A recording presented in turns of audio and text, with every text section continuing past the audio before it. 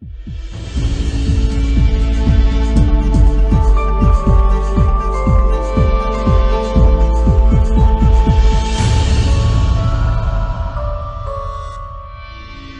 ser em Êxodo capítulo 12, tá bom? Se você quiser ir abrindo a sua Bíblia conosco.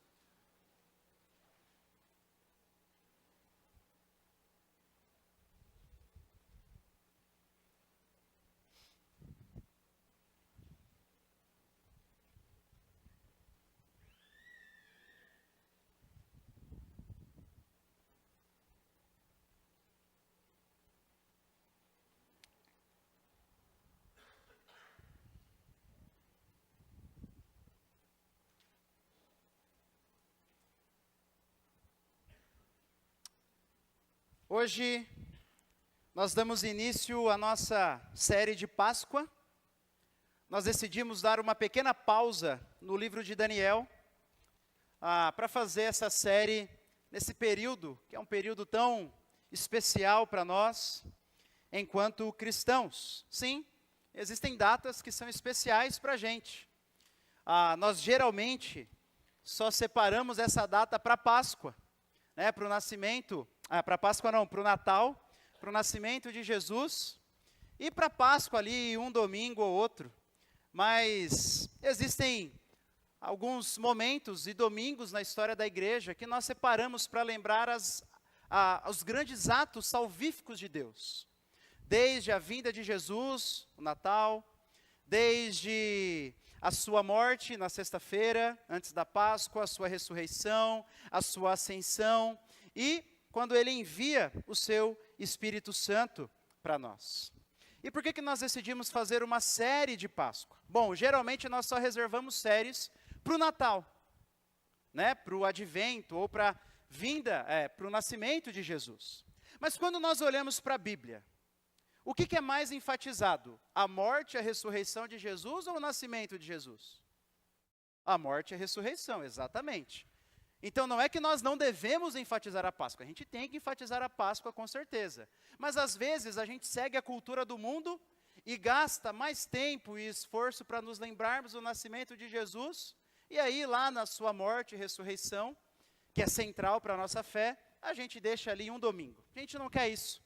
A gente quer tirar esse tempo para nos preparar para esse momento especial para nós. É claro que a gente tem que lembrar da morte, do nascimento, da ressurreição de Jesus o ano todo, é claro que sim. Mas não é errado, muito pelo contrário, é muito bom separarmos momentos específicos para celebrarmos e lembrarmos de verdades desses grandes atos de Deus a respeito de nós e a favor de nós. E então, nós vamos dar essa pausa passando por alguns textos específicos para preparar o nosso coração para esse momento especial do nosso calendário cristão. E hoje nós vamos ver a instituição da Páscoa. A Páscoa não foi uma festa apenas a partir do Novo Testamento.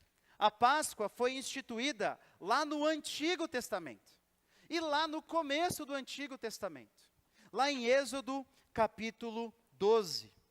E nós veremos então o que o Senhor quer nos ensinar nessa noite, através do capítulo 12 do livro de Êxodo, que vai narrar a instituição da Páscoa. Então faça a leitura comigo, Êxodo capítulo 12, a partir do versículo 1. O Senhor disse a Moisés e a Arão na terra do Egito: este mês será para vocês o principal dos meses. Será o primeiro mês do ano. Falem a toda a congregação de Israel, dizendo: no dia 10 deste mês, cada um tomará para si um cordeiro, segundo a casa dos pais, um cordeiro para cada família. Mas, se a família for pequena para um cordeiro, então o chefe da família convidará o seu vizinho mais próximo, conforme o número de pessoas, conforme o que cada um puder comer. Por aí vocês calcularão quantos são necessários para o cordeiro. O cordeiro será sem defeito, macho de 1 ano, podendo também ser um cabrito. Vocês guardarão o cordeiro até o 14º dia deste mês. E todo o ajuntamento da congregação de Israel o matará no crepúsculo da tarde. Pegarão um pouco de sangue e o passarão nas duas ombreiras e na viga superior da porta, nas casas em que o comerem. Naquela noite, comerão a carne assada no fogo, com pães sem fermento e ervas amargas. Não comam do animal nada cru, nem cozido em água, porém assado ao fogo, a cabeça, as pernas e as vísceras. Não deixem nada do cordeiro até pela manhã. O que, porém, ficar até pela manhã, queimem. É assim que vocês devem comê-lo, já prontos para viajar, com as sandálias nos pés e o cajado na mão. Comam depressa, é a Páscoa do Senhor. Porque naquela noite passarei pela terra do Egito, e matarei na terra do Egito todos os primogênitos, tanto das pessoas como dos animais, e executarei juízo sobre todos os deuses do Egito. Eu sou o Senhor. O sangue será um sinal para indicar as casas em que vocês se encontram. Quando eu vir o sangue, passarei por vocês, e não haverá entre vocês praga destruidora, quando eu ferir a terra do Egito. Este dia lhe será por memorial, e vocês o celebrarão como festa ao Senhor. De geração em geração, vocês celebrarão este dia por estatuto perpétuo. Até aqui, a leitura da palavra do Senhor. Bom, Deus havia escolhido um povo. Deus havia escolhido um povo, descendente de um homem e de uma mulher, Abraão e Sara, para que por meio desse povo, então, todas as famílias da terra pudessem ser abençoadas. Essa é a origem, esse é o propósito da promessa de Deus a Abraão, com que por meio dele e de sua descendência, todas as famílias da terra pudessem ser abençoadas por meio desse povo. E então, os tempos passam, e um dos descendentes de Abraão é vendido como escravo pelos seus próprios irmãos e vai para o Egito. Você lembra da história? E aí termina que toda a família de Abraão, seus netos, bisnetos, terminam lá na terra do Egito. E lá então eles passam por um tempo e se multiplicam muito. E se levanta um faraó que não conhecia José, um faraó que temia agora pelo número dos hebreus, que estavam grandes, crescendo muito. E ele os considerou então como um perigo para o Estado do Egito. E os torna escravos. E a nação de Deus é ali escravizada. E séculos se passam até que Deus levanta um homem chamado Moisés, que seria o libertador do povo de Deus. E você lembra que Moisés vai diante do faraó e ele apela para que o faraó deixasse o povo ir, e faraó não deixa. E aí você lembra que Deus começa a enviar pragas, as pragas do Egito, cada uma delas, rãs, piolhos, doenças, chuva de pedra e assim por diante, com o intuito de julgar faraó e também fazê-lo deixar o seu povo ir. Mas faraó vai passando mais o tempo e o seu coração vai se endurecendo mais, até que Deus decide enviar a 10ª, última e derradeira das pragas, a morte de todos os primogênitos, ou seja, dos filhos mais velhos de todas as famílias do Egito. Uma praga terrível. Seria a gota d'água para que faraó deixasse o povo de Deus ser liberto e sair da escravidão. E na exata noite em que aquela praga cairia sobre a nação de Israel, eles deveriam estar celebrando a festa da Páscoa, que é essa festa que nós veremos aqui. Uma festa para relembrar a passagem do Senhor. Uma festa para relembrar a libertação do Senhor. E nós veremos primeiro a explicação do texto, tá bom? A exposição do texto. Depois, os 2 grandes ensinamentos para nós. E por fim, algumas aplicações para as nossas vidas. E na parte da exposição, nós veremos que Moisés, ao escrever o livro de Êxodo e relatar as palavras do próprio Senhor para ele, ele nos dá algumas características dessa festa, algumas características dessa celebração. E no versículo 1 e versículo 2, nós vemos que essa celebração era uma celebração central. Uma celebração assim de extrema importância na vida da nação. Porque ele diz assim, ó, o Senhor disse a Moisés, versículo 1, e a Arão na terra do Egito: esse mês será para vocês o principal dos meses. Ele será o primeiro mês do ano. Olha só, gente. Os hebreus, eles eram escravos na terra do Egito. Eles deveriam ter um outro calendário. Não apenas isso, eles eram escravos, talvez eles nem se preocupassem com o calendário. Não tinha esses posters que a gente tem com calendário, não tinha celular, não tinha nada. Muito provavelmente eles não estavam nem aí para isso. Mas agora Deus vem e diz que essa festa era tão central, que a partir do mês em que ela acontecia, eles deveriam reordenar toda a sua vida. Eles deveriam reordenar toda a sua existência em torno da festa da Páscoa. Isso é para mostrar que essa festa era central. Era uma festa de extrema importância. E esse mês aqui, era na primavera, né, lá do Egito, e é o nosso equivalente ao nosso março e abril. O início da primavera lá para eles. E é claro, o calendário deles era um calendário lunar, diferente do nosso, por isso que pega 2 meses nosso. Mas o ponto aqui é que Deus estava ditando a eles que essa festa deveria mudar tudo. Inclusive a maneira como eles contavam o tempo. Inclusive o início do ano deles. Inclusive o calendário daquela nação. Por quê? É simples. Foi a partir então do Êxodo que a nação de Israel, de fato uma nação, agora é uma nação que está indo para servir a Deus. Eles chegaram no Egito em algumas dezenas, vocês lembram? Algumas dezenas de pessoas, não muitas. Lá no Egito eles se multiplicam, mas ainda debaixo da mão de Faraó. E agora, pela primeira vez, eles estavam saindo em direção à terra prometida.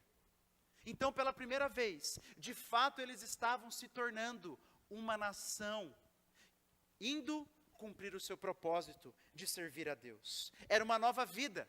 Era como se tudo estivesse começando ali para eles. Era como se eles estivessem, por assim dizer, nascendo de novo. E por isso essa era uma festa central que deveria moldar toda a sua vida. Mas uma outra característica muito marcante da festa da Páscoa é que ela era uma festa comunitária. Você percebe então que eles deveriam separar um cordeiro para cada família, como diz o versículo 3, mas o versículo 4 ele traz algo interessante. Ele diz assim, ó: mas se a família for pequena para um cordeiro, então o chefe da família convidará o seu vizinho mais próximo, conforme o número de pessoas, conforme o que cada um puder comer, por aí vocês calcularão quantos são necessários para o cordeiro. Então, se a família não fosse grande o suficiente, eles tinham que chamar outros, seus vizinhos mais próximos, da porta ao lado, da porta da frente, para que pudessem celebrar daquela refeição com eles. E o ponto aqui é claro, o ponto aqui é que essa era uma festa coletiva. Era uma festa para todo o povo de Deus. Claro, cada um está em sua casa, ou na casa do vizinho, mas todos ao mesmo tempo celebrando, para relembrar que eles eram um povo, e o que Deus faria naquela noite, seria feito não apenas para ele, ou para ela como indivíduo, mas para um povo, uma grande multidão. Deus queria lembrá-los que eles eram irmãos. Essa ênfase então de que não dá para viver uma vida diante de Deus sozinho, não é apenas do Novo Testamento, é também do Antigo Testamento. E eles deveriam relembrar isso na Páscoa. Deus havia feito algo, não primeiramente para eles enquanto indivíduos, mas para um povo. E essa coletividade então servia para representar essa verdade na mente dos hebreus, que eles precisavam uns dos outros, que eles deveriam caminhar uns com os outros, que eles deveriam celebrar juntos a grande salvação de Deus. Mas a partir do versículo 5, nós vemos uma outra característica. E talvez é bem conhecido o fato de que essa era uma celebração sacrificial, ou seja, que envolvia o sacrifício de animais. E o texto diz que deveria ser um cordeiro, e cordeiro, para os adolescentes, tá? Talvez o adolescente não sabe o que é cordeiro mais, né? A gente já não sabe, né? Até jovem, às vezes você nasceu em Foz do Iguaçu, talvez você nem sabe o que é um cordeiro, tá bom? Cordeiro, ele é o que é? Isso, um carneirinho, exatamente, de até 1 ano. E o carneiro é esposo da ovelha, tá? Para ficar claro aí, tá bom? A esposa é o marido da ovelha, tá? E o filho deles, um cordeirinho de até 1 ano, um carneirinho de até 1 ano era chamado de cordeiro, tá? Podia ser cabrito, que era mais barato, então algumas famílias pobres não poderiam comprar um cordeiro. Então Deus também diz que poderia ser um cabrito, mas nós acostumamos a falar sobre o cordeiro, que é mais enfatizado na Bíblia. E o texto diz que ele deveria ser um cordeiro sem defeito. Deveria ser macho, deveria ser novo e deveria ser sem defeito. Bom, macho até faz sentido. Macho até faz sentido, porque você precisa de 1 ou 2 para reproduzir. Não precisa de muitos. E a fêmea, ela era utilizada para a reprodução e também para o leite, para a alimentação. Então apenas os machos eram mortos para sacrifícios e também para comer, apenas os machos. E aí o texto também diz que ele deveria ser sem defeito. E a gente se pergunta por quê? Faz sentido então que ele fosse macho, mas por que sem defeito? Um cordeiro sem perna e um cordeiro com perna tem o mesmo gosto, não tem? Tem o mesmo gosto. Então qual é o sentido? E aqui a gente talvez tenha um dos primeiros paralelos com o Novo Testamento. E a resposta provavelmente está no sentido espiritual. Veja, a quem esse cordeiro deveria ser sacrificado? A Deus. Diante do Senhor. O sangue dele era para que Deus pudesse ver. Então, aqui era uma maneira didática de Deus estar ensinando aquele povo uma verdade espiritual. Deus não aceita nada menos do que a perfeição. Um sacrifício ao Senhor deve ser um sacrifício perfeito. O Senhor é santo, santo e santo. Por isso todo pecado, todo defeito é repugnante a Ele. Por isso os israelitas deveriam ter bem em mente que um sacrifício aceitável ao Senhor deveria ser um sacrifício perfeito, como diz o texto. E ele então, o texto, no versículo 6 diz que ele deveria ser morto. E o sangue dele deveria ser passado nas portas dos israelitas, ou das casas aonde eles estavam celebrando a Páscoa. Então aquela refeição sim deveria acontecer. Aquela refeição era uma refeição comunitária, mas também sacrificial, porque o sangue daquele cordeiro era para representar alguma coisa diante de Deus, para representar alguma coisa diante do Senhor. E o versículo 6 diz, né? Olha só o final do versículo 6. E todo o ajuntamento da congregação de Israel o matará no crepúsculo da tarde. Mais uma vez enfatizando. Era uma festa sacrificial e comunitária. Todos estariam juntos participando para entender que aqueles sacrifícios eram em favor de todo o povo de Deus, de todo o povo do Senhor. Mas o texto continua. E agora nós vemos a última característica. Nós já vimos algumas delas, nós já vimos 3. E agora o texto vai nos mostrar a última característica da festa da Páscoa. E nós veremos que era uma festa que celebrava a libertação. Era uma festa de celebração da libertação. E libertação do quê? Olha o versículo 8. Diz que naquela noite comerão a carne assada no fogo, com pães sem fermento e ervas amargas. Não comam do animal nada cru, nem cozido em água, porém assado ao fogo. A cabeça, as pernas e as vísceras, tudo. Não deixem nada do cordeiro até pela manhã. O que, porém, ficar até pela manhã, queimem. Agora olha a ênfase do versículo 11. É assim que vocês devem comê-lo, já prontos para viajar, com as sandálias nos pés e o cajado na mão. Comam depressa, é a Páscoa do Senhor. Todas essas orientações são baseadas no versículo 11. Veja que o versículo 11 diz que eles deveriam comer prontos para fugir. Por quê? Porque o anjo da morte passaria, um anjo enviado pelo Senhor passaria, levando e chamando todos os primogênitos da terra do Egito.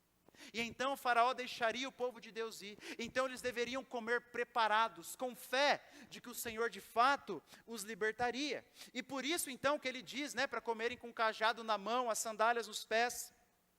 E a carne deveria ser assada, não cozida, assada no fogo. Por quê? Para você cozinhar um cordeiro, você imagina o tanto de água que precisaria? Aí você tinha que ir lá na fonte, porque não tinha água encanada, e ficar trazendo água um monte para cozinhar a carne daquele cordeiro. Então ia demorar muito tempo, deveria ser assado no fogo, diretamente. E convenhamos que fica muito mais gostoso, né? Um cordeiro assado, nossa. Mas vamos lá, seguindo. Aí além disso, diz o texto também, que eles deveriam fazer com pão sem fermento. Leia aí, por que pão sem fermento? Depois tem um significado simbólico, o fermento começou a simbolizar o pecado. Mas veja, você que já fez pão, você sabe que quando você coloca o fermento, você tem que esperar algum tempo para que o pão cresça, não é? Eles não poderiam esperar. Eles tinham que comer depressa. Eles tinham que comer prontos para sair da terra do Egito. Então, pão sem fermento. E ainda diz o texto que deveria ser com ervas amargas. Aqui também pode ter um simbolismo de que era para eles lembrarem, que a vida deles era amarga no Egito. Mas provavelmente há um outro ponto, que ervas amargas eram muito mais fáceis de achar. Eram muito mais simples de pegar, ervas amargas, do que fazer as especiarias que eles estavam acostumados para a carne de cordeiro. Então, ervas amargas, a ideia é, façam rápido, não fique escolhendo aí o que vocês vão pegar. É rápido, vocês têm que comerem preparados para sair da terra do Egito. E caso alguém errasse o cálculo, diz o texto, você deveria comer tudo. Deveria comer tudo. E aí, se você visse que estava faltando gente, sobrando cordeiro, poderia trazer mais pessoas, então você deveria chamar mais pessoas. E se ainda assim sobrasse, eu imagino que ninguém ia comer as vísceras, Mas tudo bem. Assado no fogo aí não dá também, Mas enfim, aí sobrou, o que era para fazer? Para queimar. Para queimar. A ideia é que aquilo era uma refeição santa, feita diante de Deus, não era para sobrar nada. E também era para que os israelitas exercitassem mais uma vez a fé deles. Porque eles poderiam pensar assim, nós vamos fugir amanhã, vamos guardar um pouquinho? Vamos guardar um pouquinho? Não vai estragar, a gente vai fugir, vai sair de madrugada, dá até para comer até ali de tarde. Poderiam pensar isso, mas não. Deus estava chamando eles a um ato de fé. Deus iria prover o que eles precisavam. Então era para queimar, não era para levar nada do cordeiro para a fuga. E o versículo 12 diz o motivo disso tudo. Olha só. Porque naquela noite passarei pela terra do Egito e matarei na terra do Egito todos os primogênitos, tanto das pessoas como dos animais, e executarei juízo sobre todos os deuses do Egito. Eu sou o Senhor. A 10ª praga estava chegando. Deus iria passar pela terra do Egito. Outro texto diz que ele enviou o destruidor, ou um anjo. Os anjos estão a serviço de Deus, e Deus enviou para chamar todos os primogênitos do Egito. Cada família. E se os israelitas quisessem fugir dessa praga, eles deveriam seguir à risca essas orientações que nós acabamos de ver. Eles deveriam seguir à risca. Fazer uma celebração comunitária, o sacrifício correto, comer da maneira correta, se prepararem. Deus estava livrando os israelitas da morte. E eles deveriam obedecer ao Senhor, para que pudessem então ter os seus filhos mais velhos salvos. E esse é o significado da palavra Páscoa. Páscoa significa passar, ou passagem. A ideia é de que o anjo destruidor, quando ele passasse na frente das casas dos israelitas, ele veria o sangue, e ele continuaria, ele não entraria dentro daquela casa, ele passaria reto. Essa é a ideia da palavra Páscoa ou passagem. Deus passaria pela casa dos israelitas, se tivessem marcada com sangue, para não levar os seus primogênitos. E o texto, versículo 12, diz explicitamente que Deus estava exercendo juízo sobre todos os deuses do Egito. Todos os deuses do Egito. Veja, os egípcios adoravam vários deuses. Vários deuses. Se você lembra das histórias, se você lembra da sua matéria de história no ensino fundamental e médio, talvez você lembre da religião do Antigo Egito que a gente estuda, né, no ensino fundamental. E é bem possível que o próprio povo de Deus tivesse caído em idolatria e adorasse. É bem possível não, desculpa, eles caíram. Porque depois vai dizer que eles levaram os deuses do Egito, que eles adoravam deuses do Egito também.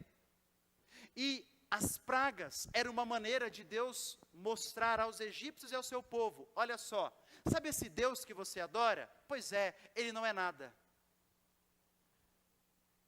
Hapi era o nome da deusa da fertilidade, que era especialmente ligada ao rio Nilo.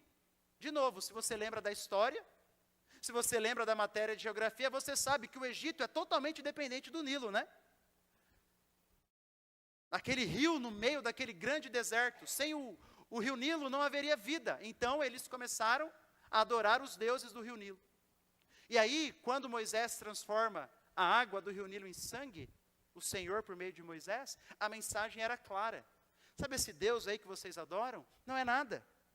Eles também tinham uma deusa da fertilidade, que era representada com uma cabeça de rã. Vem as pragas às rãs.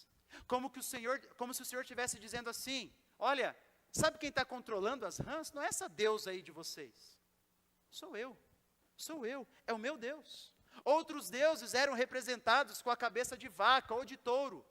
E lembra que houve uma praga que matou todo o gado do Egito? Então, cada uma das pragas, elas representavam a humilhação de alguma divindade do Egito. De alguma divindade que aquele povo adorava, e assim por diante, e assim por diante. E essa 10ª praga era uma humilhação clara agora ao faraó, porque o faraó era tido como um filho dos deuses. Então Deus passaria e levaria o seu filho mais velho, o herdeiro do trono, como se para dizer assim: esse faraó aí, que vocês adoram, como um filho de um Deus, ele não é nada. Ele não é nada frente ao único Deus verdadeiro, o Deus dos hebreus.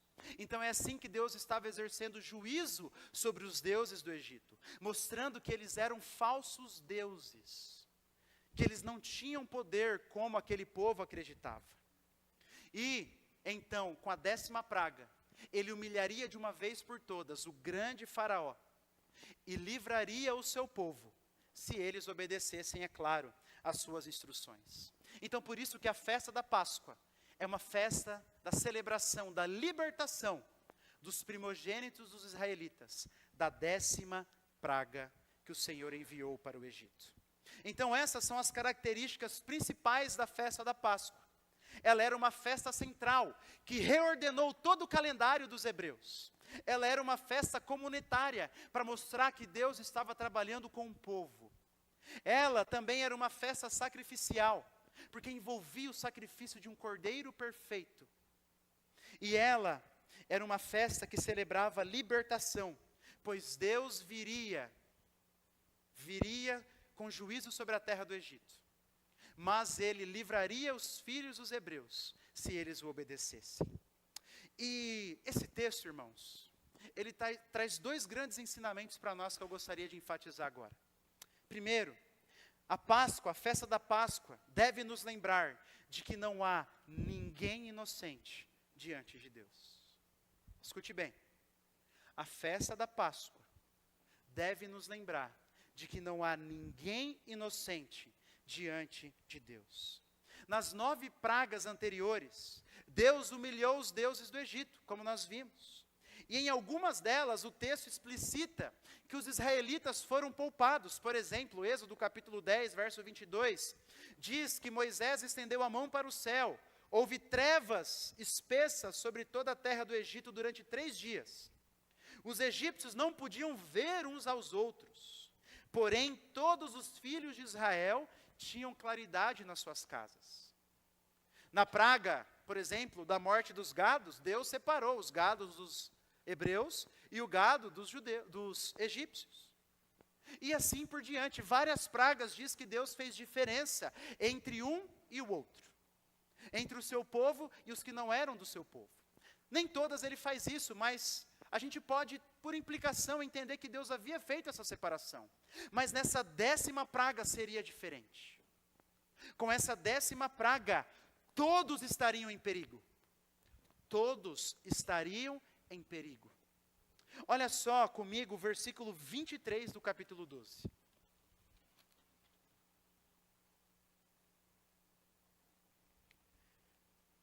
Diz assim: porque o Senhor passará para matar os egípcios. Quando, porém, enxergar o sangue na viga superior da porta e em ambas as ombreiras, o Senhor passará por cima da porta e não permitirá que o destruidor entre na casa de vocês para matá-los. Olha só, irmãos, percebe o detalhe aqui. Imagina um israelita ouvindo isso. Ele ia pensar assim: opa, como assim? Corre risco, eu corro risco do destruidor passar e entrar na minha casa? E Moisés provavelmente responderia: sim, você corre esse risco.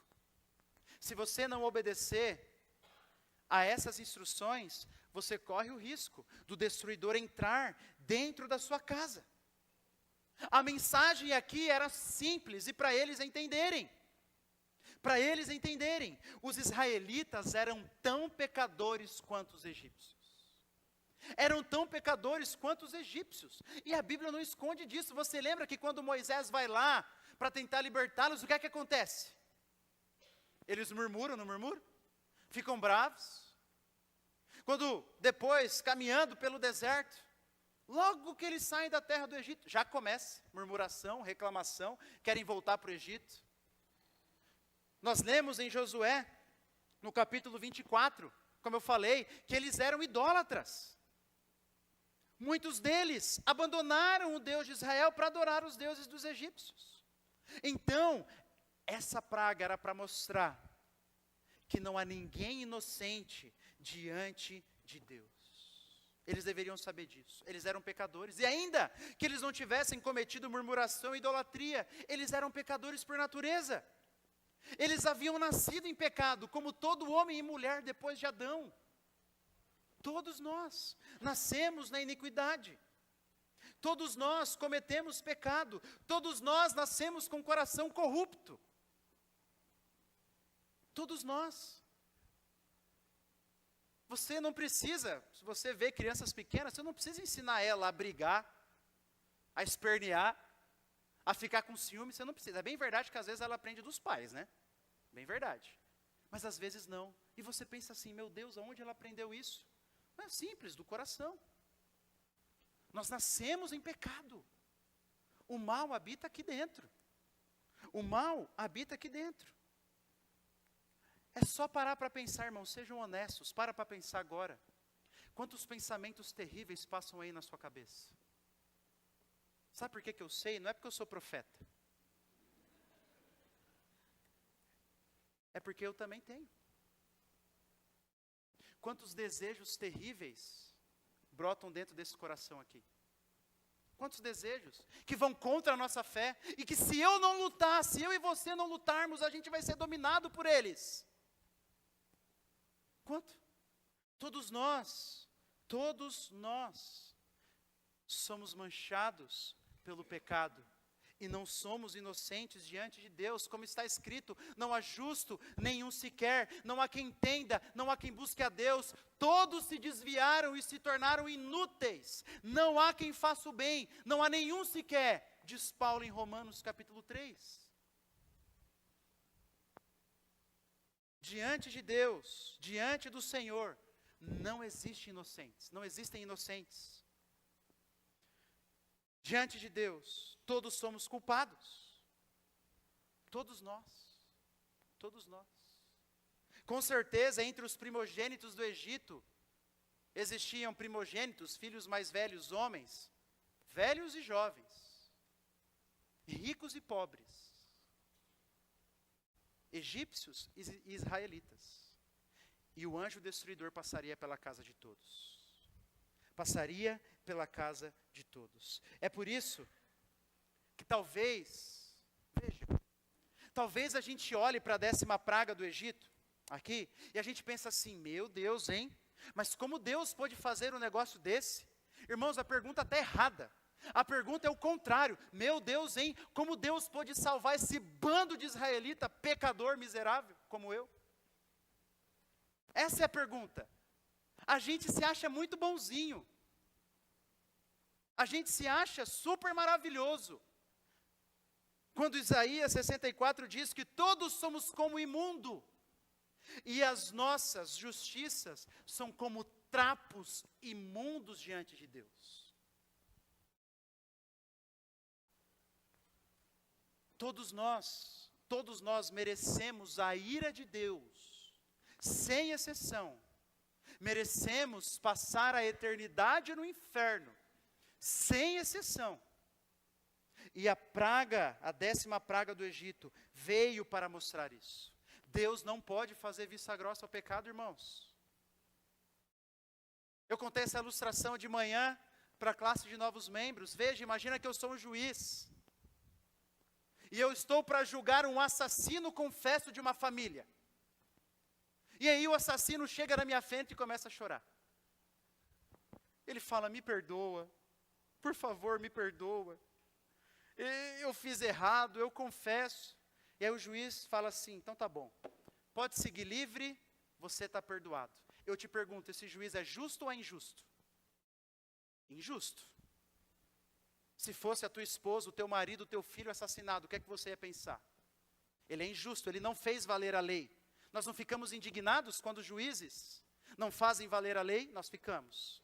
Quanto mais o Senhor, o justo juiz e perfeito, não pode fazer vista grossa ao pecado, irmãos. Deus não pode dar um tapinha nas nossas costas, está tudo certo. Não. Não há ninguém inocente diante do Senhor, em nossas próprias obras, em nossa própria condição carnal e natural. E essa praga veio para lembrar isso. Mas há um segundo grande ensinamento. Se o primeiro foi para nos mostrar que a Páscoa deve nos lembrar de que não há ninguém inocente diante de Deus, a Páscoa também deve nos lembrar de que Deus provê um caminho para a misericórdia. Deus provê um caminho para a misericórdia. Olha comigo o versículo 13. O sangue será um sinal para indicar as casas em que vocês se encontram. Quando eu vir o sangue, passarei por vocês, e não haverá entre vocês praga destruidora quando eu ferir a terra do Egito. Este dia lhes será por memorial, e vocês o celebrarão como solenidade ao Senhor. De geração em geração, vocês celebrarão este dia por estatuto perpétuo. A mesma praga que viria como um sinal de juízo, também era um sinal da salvação e da misericórdia de Deus. Porque ele estava mostrando para aquele povo que sim, eles mereciam ser condenados, como todos os outros. Mas que se crescem no Senhor, eles poderiam experimentar a misericórdia dele. A misericórdia de Deus. E de novo, com quem Deus estava agindo com misericórdia? Com os israelitas pecadores, com gente miserável. Mas porque eles confiaram no Senhor, ou se eles confiassem no Senhor, eles experimentariam da sua misericórdia.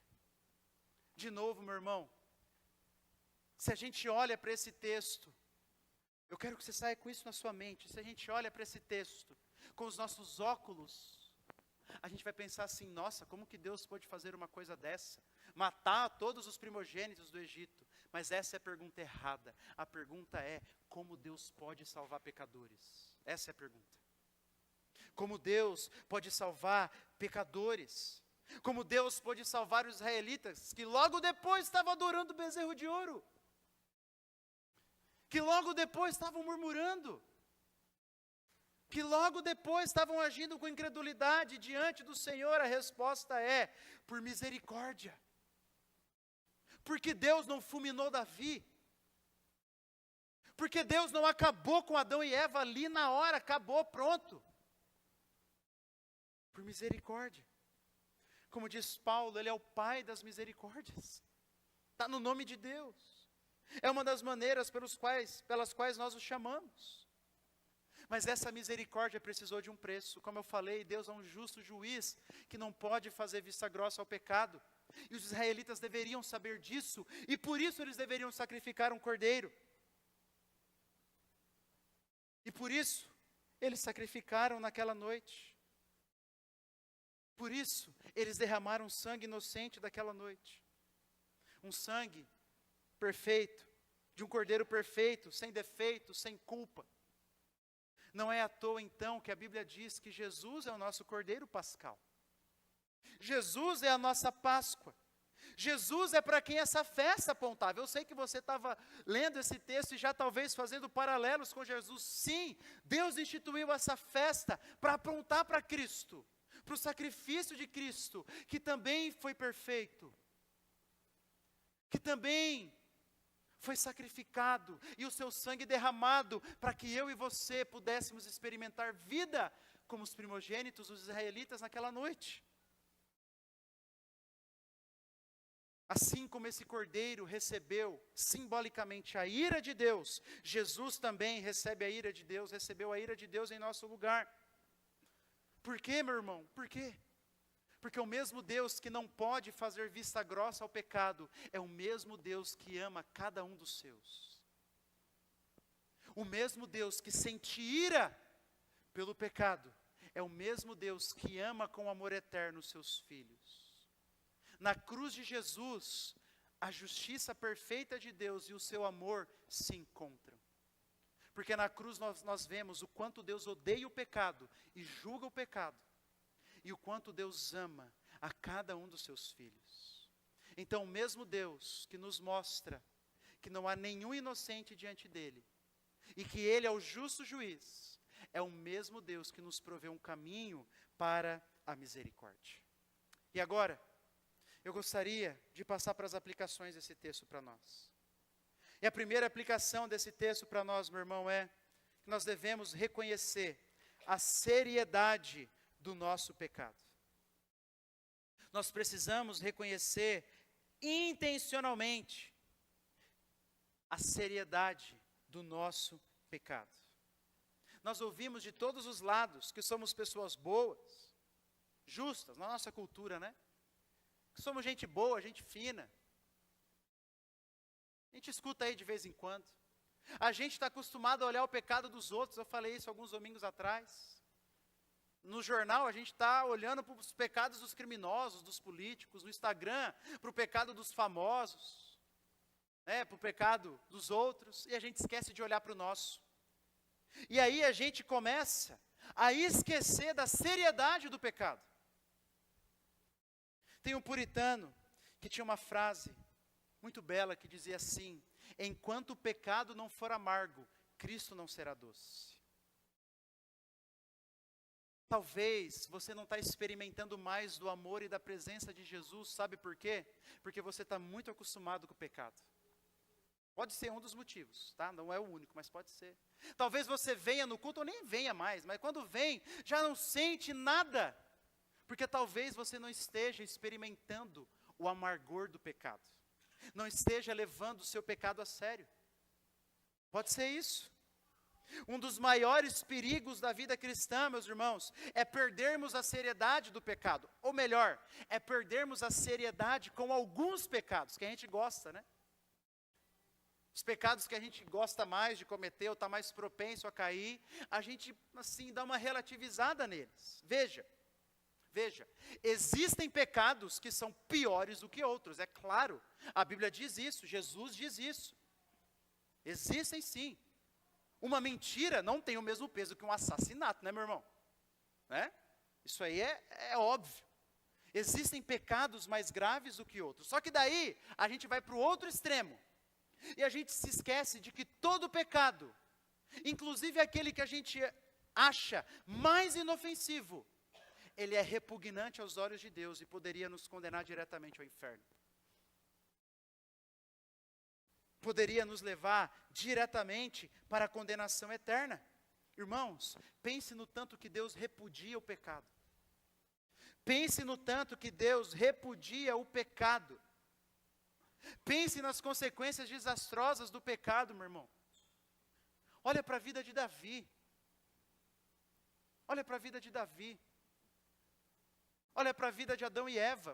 Por um pecado, às vezes a gente lê a história e fala, meu Deus, um pecado. Olha para as consequências terríveis disso. Há um grande perigo quando nós achamos que certos pecados são inofensivos. Sabe por quê? Porque a gente não consegue controlar. A gente não consegue controlar.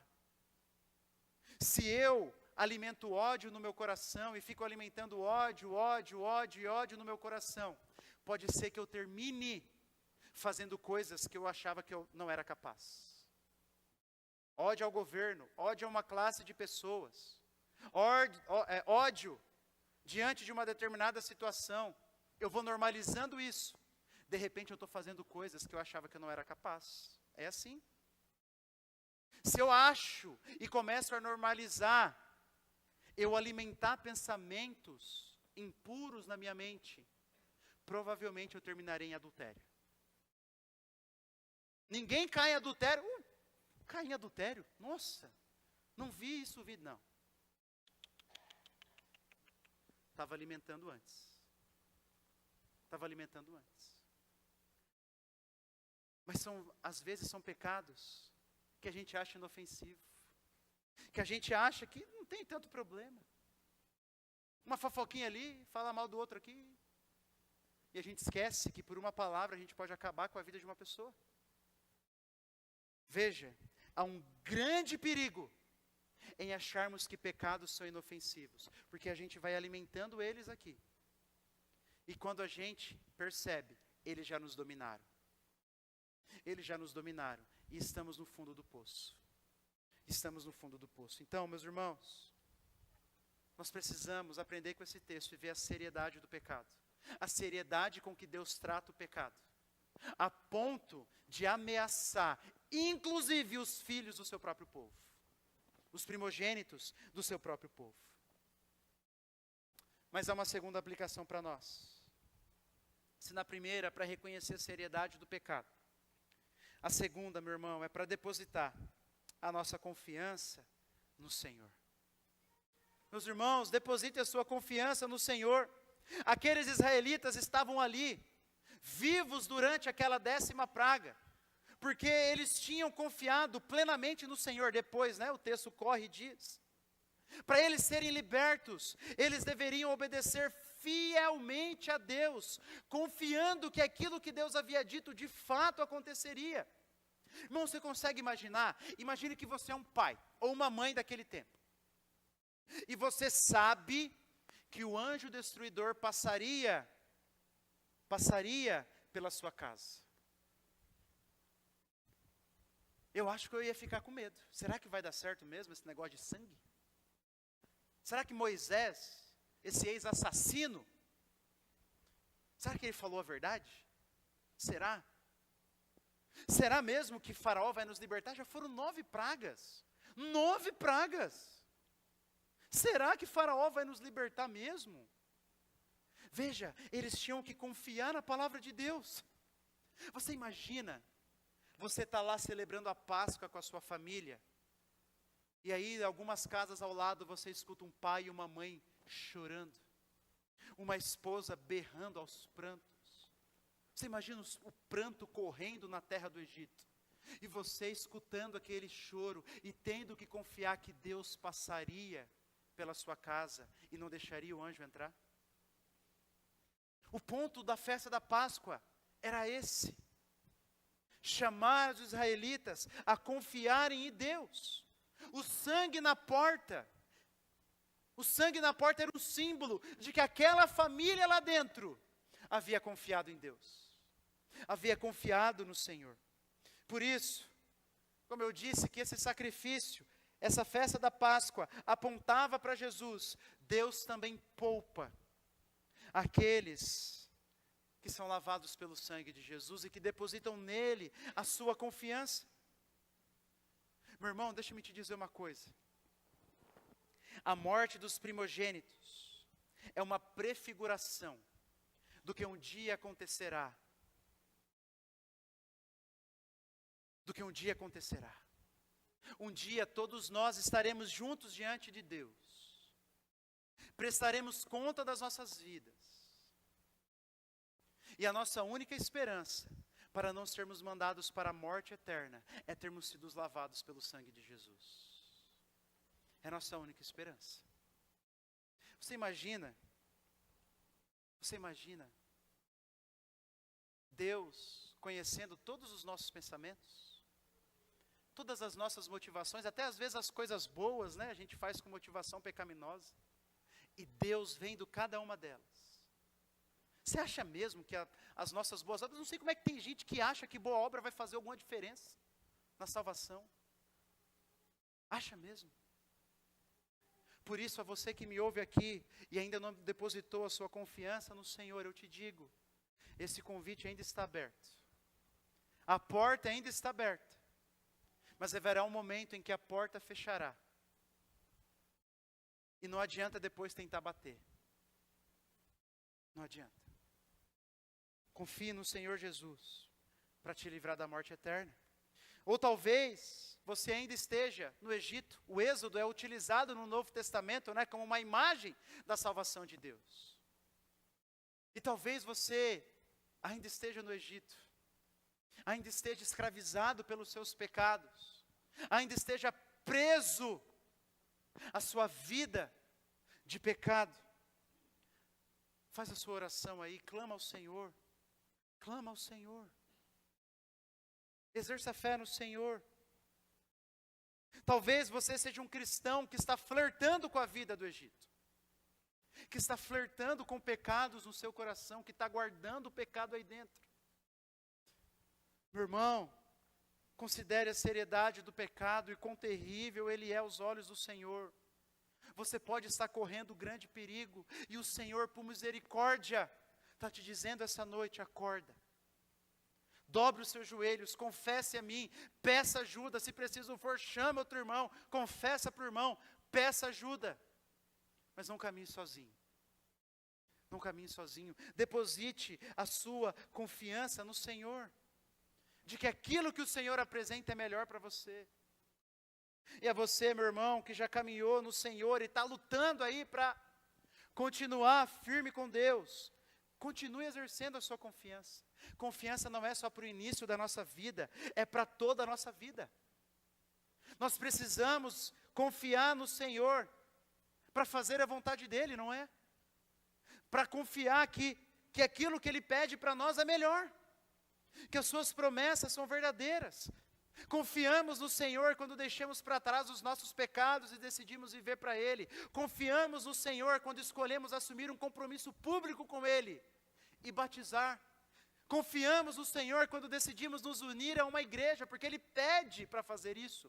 Todas as vezes, quando nós estamos obedecendo a Deus, é uma maneira de dizer: nós confiamos no Senhor. E muitas vezes, lidamos com dilemas, em que precisamos, mais uma vez, exercer a nossa confiança em Deus, seja no início da nossa vida cristã, ou no fim dela. Por isso, meus irmãos, confiem no Senhor. Confie no Senhor. Sabe por quê? No fim da jornada do Êxodo, os israelitas encontraram a terra prometida. Como eu disse, o Êxodo é usado no Novo Testamento para simbolizar a nossa salvação. E no fim de uma vida de confiança ao Senhor, o que nós encontramos? Encontramos vida. Vida. Meu irmão, obedecer ao Senhor não é uma opção, dentre várias.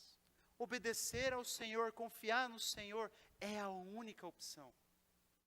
Só nele encontramos alegria verdadeira.